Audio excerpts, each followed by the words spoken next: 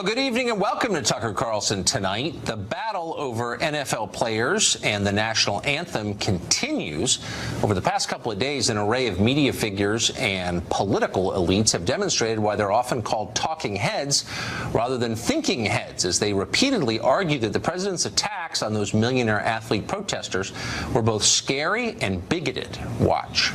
He came proverbially as close as you could possibly come to shouting in a rally the N-word. You tell me which of those children's mothers are a son of a bee. That is racism. When the president refers to Colin Kaepernick in Alabama as a son of the B word, it is racial code for the N word. You don't have to agree with them, but that's not really the point here.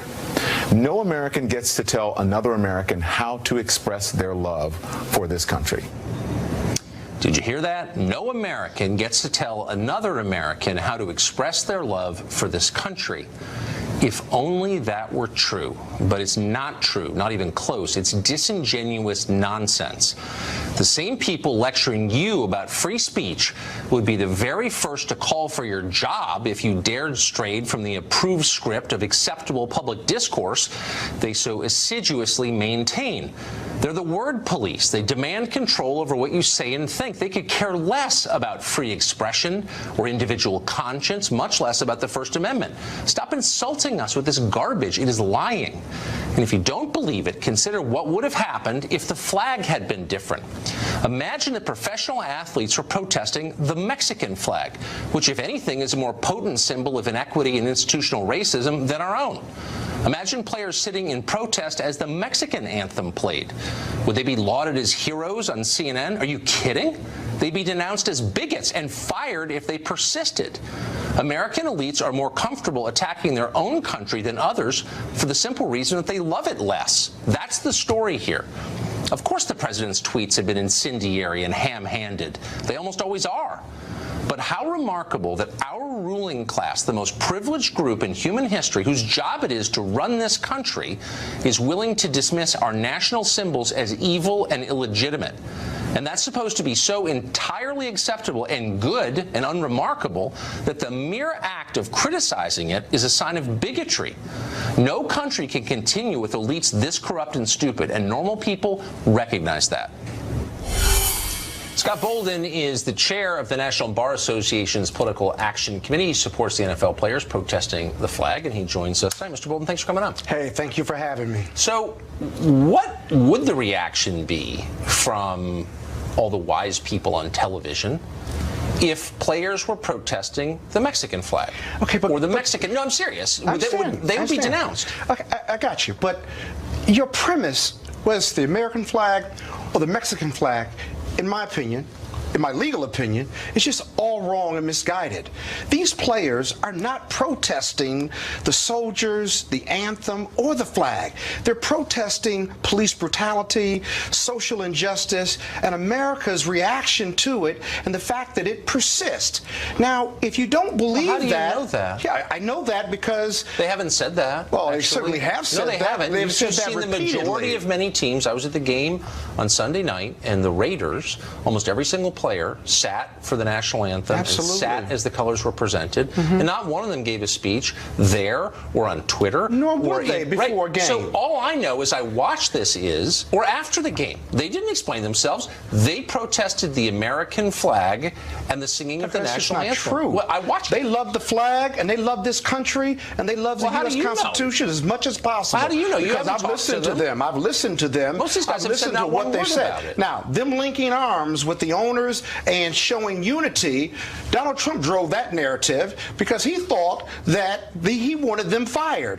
What happened is even his buddies who own teams linked arms with those black and brown ball players. Well, that is true. He drove that. And the white ball players. I mean, look, And the white ball it's not players, necessarily. too. Look, I saw a ton of white players sitting out the national anthem on Sunday night. Exactly. It's not an inherently racial issue. I'm sorry, it's just not. I mean, there are white players, white owners doing the same thing. If they're supporting black players, and those black players, whether it's Colin Kaepernick or someone else, they're protesting social injustice and police brutality and the fact that it's not been addressed by this president and others. Then how about this? Okay, why not say that? These are some of the most powerful people in our society. They have the loudest possible megaphone. They can tell us what they think. But Tucker, they why do say are that. Why are You're not they listening to them?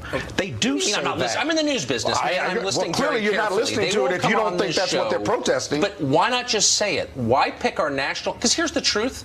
We fly the flag, we sing the anthem, we do all these silly civic rituals because we don't have a lot in common otherwise as Americans. We're not millennia bigger old. issue. No, it's the issue.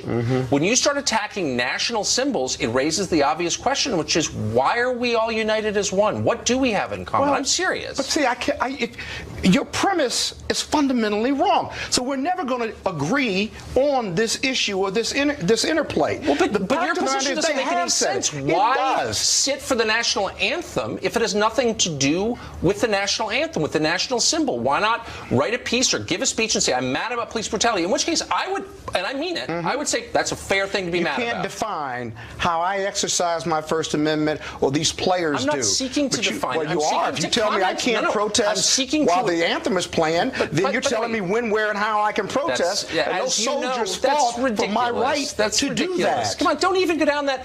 That's beneath you. It's a fair path. It's not beneath you. No, it isn't. I am not. By the way, night after night, I defend the First Amendment, free expression against attempts by the left. Except these ball players. But I'm not attacking their Except right to these do. ball That's players. wrong. Okay, so I'm they not do have a doing right that. then.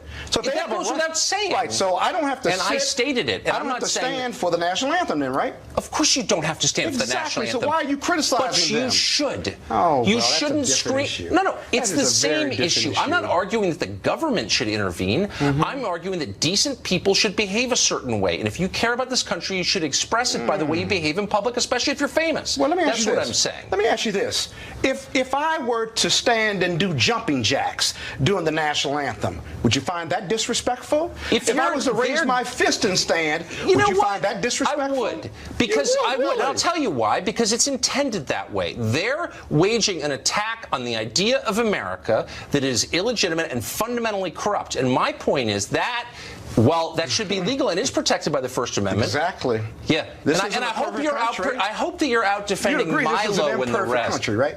This is an imperfect Of course country. it's an imperfect Police country. brutalize young black and brown men. And They're white social men, too. injustice. They do. Yeah, they Really? do. Well, let me give you a statistic. Almost every African American in this country has a bad experience I believe to that. report I about the believe that, police. but I'm not contesting When they call that. the police, they're not protecting and serving. Stop. They're doing a lot more than that. Look, I actually think that's a valid conversation to have, and I've said it many times in this show, and I'm one of the only conservatives I know who's willing to say, you know, I think police brutality is something that we should discuss. And protests but they're are not. never convenient. They're attacking the flag and the country, and I'm just telling you that when the richest people in a society decide the country they are supposed to be running is corrupt, it falls apart. That's all I'm Well, this saying. country Why is won't you corrupt. acknowledge that? This country is corrupt. You'd agree with that. It's an imperfect union, and it's been even more imperfect for black people and brown people. So does that mean it's fundamentally a the majority rotten place? of white 'Cause that's the America message they're isn't sending. doing their part in fixing and correcting and working with people of color to make this country better. I'm just wondering, I didn't expect to go down this road with you, but then I didn't know you were going to uncork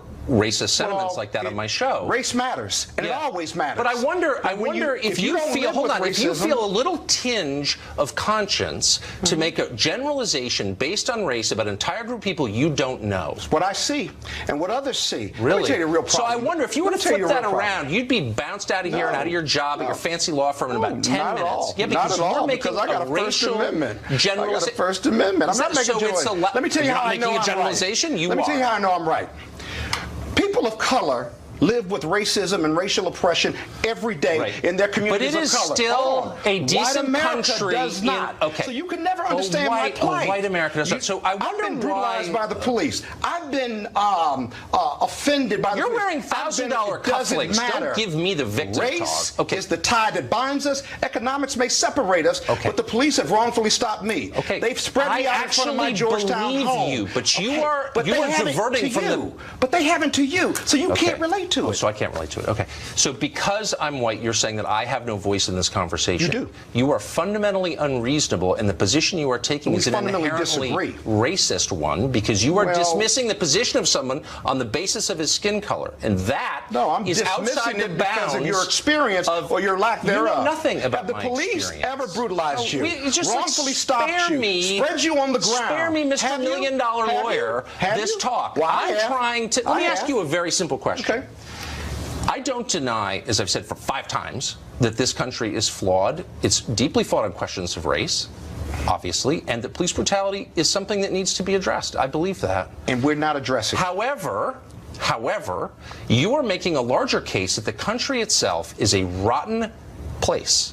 And my point is, for a rich guy like you to say something like that, because you have benefited, as have I, as have lots of people like us from this country, and to dismiss the whole thing and entire portions of the population as immoral is itself like disgusting. You're putting words in my mouth. No, I have listening not to what done you're that saying. at all. What I'm saying is we live in 2 Americas. One black, You live in one my white. neighborhood, I bet. Don't give me that. We Your live in conflicts 2 cost more Americas. than my first It car. doesn't- I'm not going to listen to this We garbage. live in 2 Americas. One black, one white. Where do you live? And until we have where a do you race live? reconciliation What zip code do you live? conversation, I'm from the city. It doesn't matter. It does what matter. zip code. We live in It 2 does Americas. not. I bet you send your kids to If I'm private school. super I bet you wealthy- live in my neighborhood. Oh, so that Don't give doesn't me mean this I crap. can't be offended by the police? Of course you can be Or offended I'm not by the racially oppressed? I can't Don't hide my give me this race. garbage. We live in 2. Oh, What really? neighborhood do you live in? That's why you can't Well, stop, relate stop, to it, stop. because you've never been discriminated What against. neighborhood do you live in? It doesn't matter. Yes, it what does. You said we live in 2 neighborhood I Americas. You live in We my do. neighborhood. I may live in your neighborhood, Spare me. but We you've live never in been 2 racially Americas. discriminated against like me. I'm not. You know what? I've been bullied by people like you before. That's the I'm not problem going with to take white it from a privilege. guy who lives in my This is neighborhood. manifest white privilege right here, Okay. because you can't relate. What because neighborhood I've do you? done What well neighborhood do you live in? That somehow it's a What problem. neighborhood do you What live in? neighborhood do you live in? I live in Northwest D.C., west of Foxhall Road,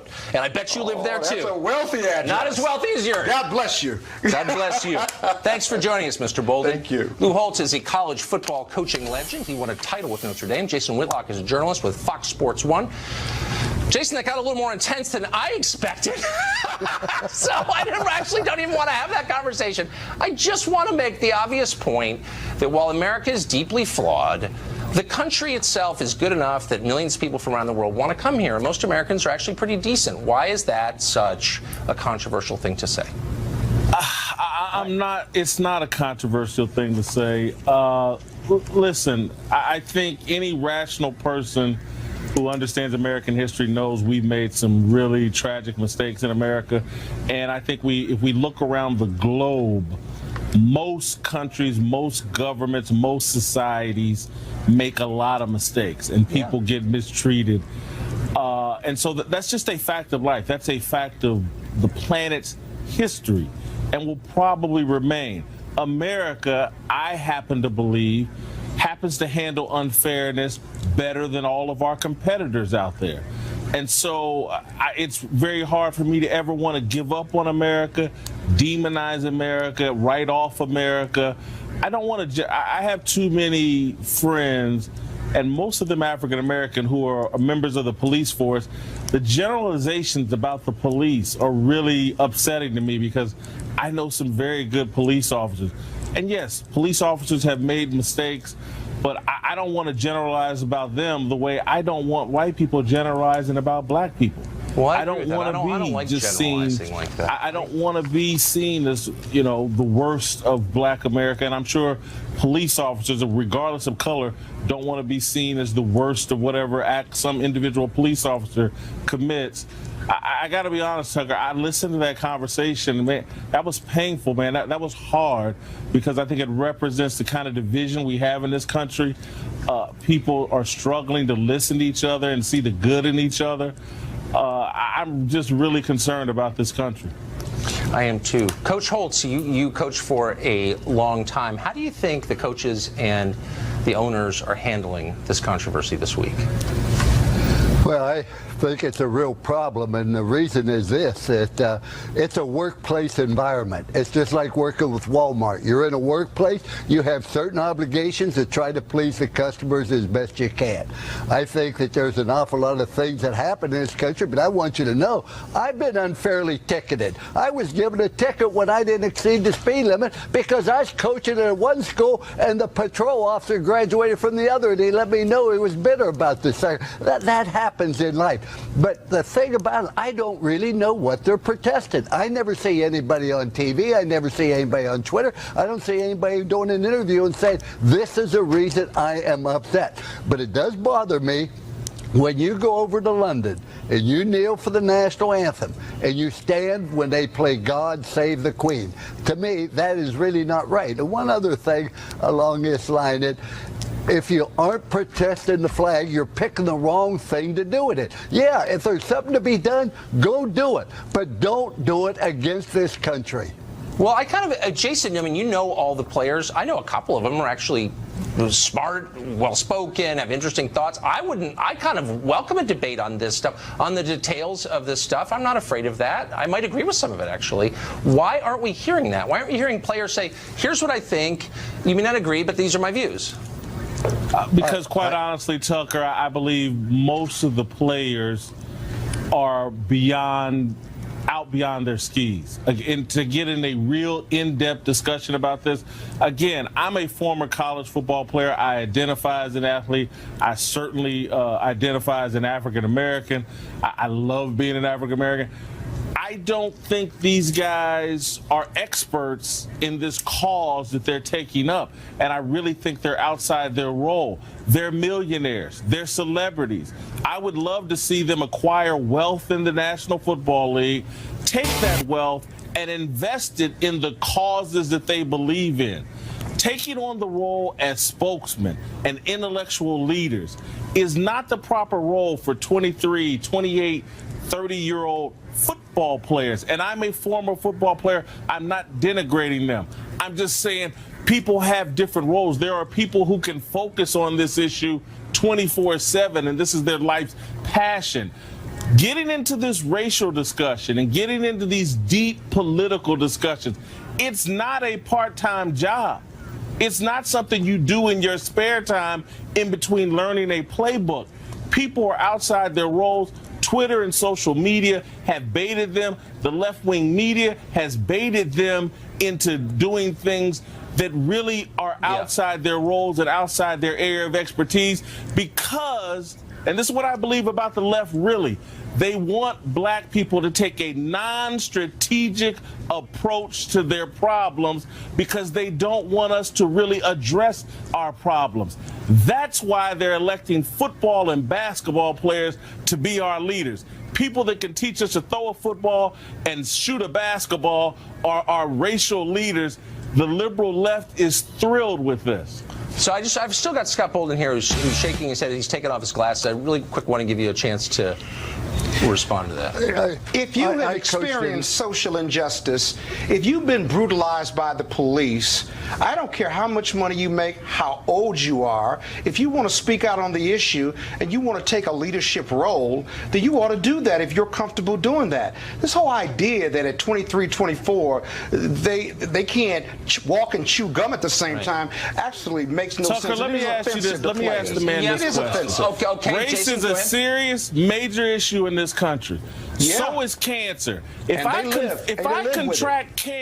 contract cancer, should I not go to a doctor and someone with expertise, or should I be the leader in addressing the cancer within my body? It sounds good on paper what he's talking about. There's no better expert. If I've lived with racism and racial oppression in our communities of color, I'm as much an expert as the next guy. Okay. All right. Because I'm telling my story. Unfortunately, we're out of time. I'm being told that. I'm sorry, guys. It was great to see you. Coach Holtz, thank you. Jason. Mr. Bolden, thank you. Thank you.